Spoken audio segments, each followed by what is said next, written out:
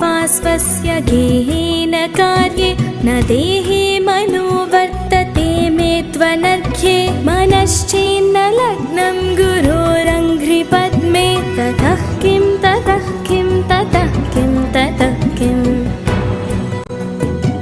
अरण्येन वा स्वस्य गेहेन कार्ये न देहे मनो वर्तते मे त्वनर्घ्ये मनश्चेन्न लग्नं गुरोरङ्घ्रिपद्मे ततः किं ततः किं ततः किं ततः किम्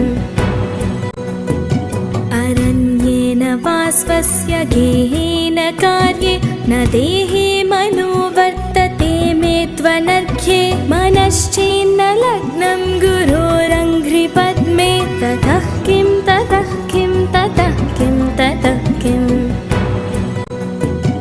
अरण्येन वा स्वस्य गेहेन कार्ये न देहे मनो वर्तते मे त्वनर्घ्ये मनश्चेन्न लग्नं गुरोरङ्घ्रिपद्मे ततः किं ततः किं ततः किं ततः किम्